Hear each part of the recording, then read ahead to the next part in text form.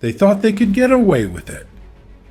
It began with a radar ping, barely a blip on the USS Carney's Aegis array, somewhere off the coast of Yemen. Seconds later, 2 missiles screamed out from Houthi-controlled territory. They weren't warning shots. These were Iranian-made anti-ship cruise missiles designed to sink. The Carney's crew had seconds, not minutes. Vampire inbound, came the call. Phalanx CIWS spun to life, RAM launchers locked on. The destroyer unleashed a wall of steel and interceptors. 1 missile was shredded midair. The second veered, then detonated in the sea. The ship lived, but the rules had changed. Over the next 3 months, Houthi forces launched over 30 missile and drone attacks targeting U.S. and Allied vessels. One by one, Reaper drones were swatted from the sky. Commercial shipping was harassed. A Navy P-8 Poseidon was locked on by radar. And on more than one night, destroyers like the USS Laboon and Gravely fired a dozen interceptors in a single shift against threats that just wouldn't stop. This wasn't harassment. It was escalation. And then came the night they went too far. March 2024. A U.S. MQ-9 Reaper is flying a surveillance route over the Bab el-Mandeb Strait. Routine ISR. Nothing unusual until it vanished. A surface-to-air missile took it down clean, no warning, no chance to evade. Within minutes, Houthi media posted video of flaming wreckage falling into the sea. They expected the usual response, denouncements, maybe a drone strike.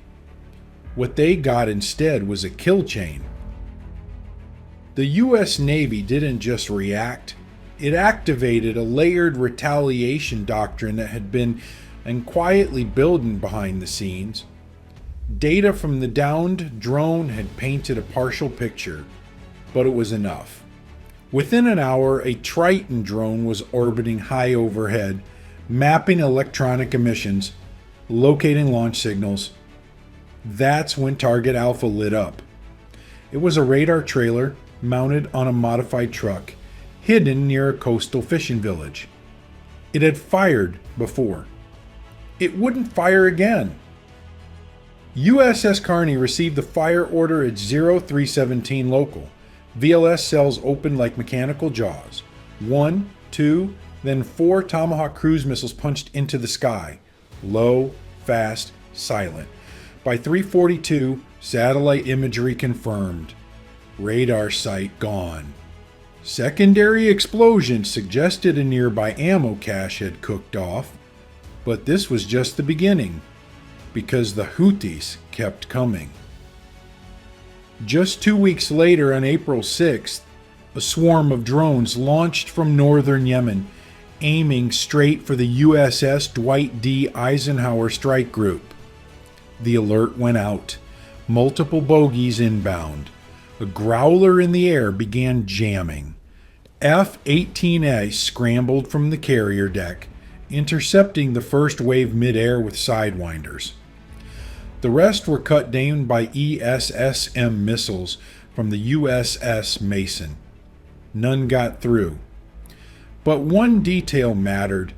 They'd launched from a hardened site buried into a hillside near Taiz. This time, the response wasn't just surgical, it was theatrical.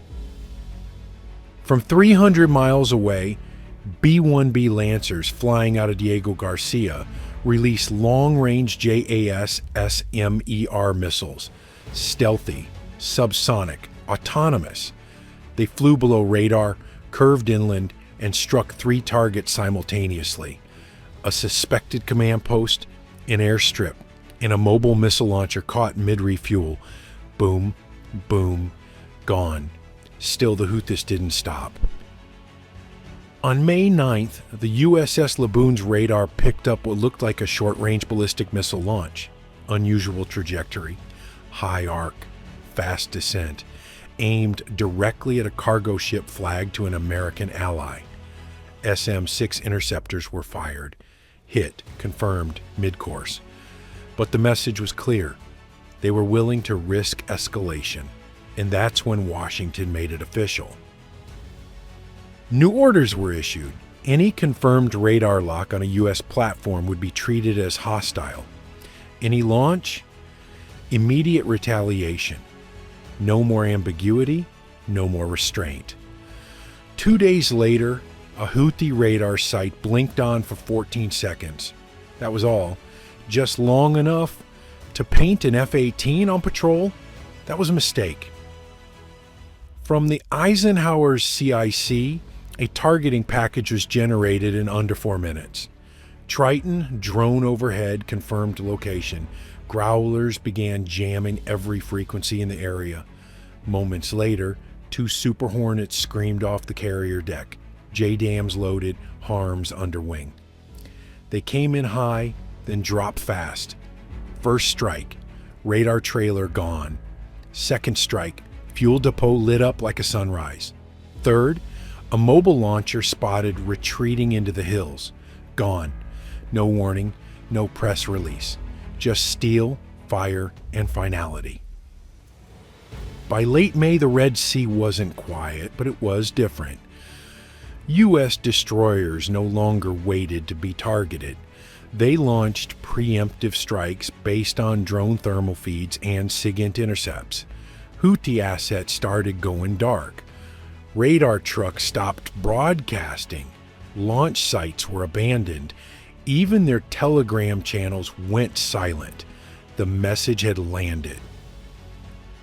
Because modern warfare isn't about who fires first, it's about who finishes the fight. And when you fire at the U.S. Navy, you don't just trigger a shootout, you trigger the playbook. The kill chain. The full weight of a carrier strike group that doesn't bluff. The Houthis tested it. They found out, and now, every time a radar tech in Yemen flips a switch, there's a new question in the air. Is this the moment the sky answers back?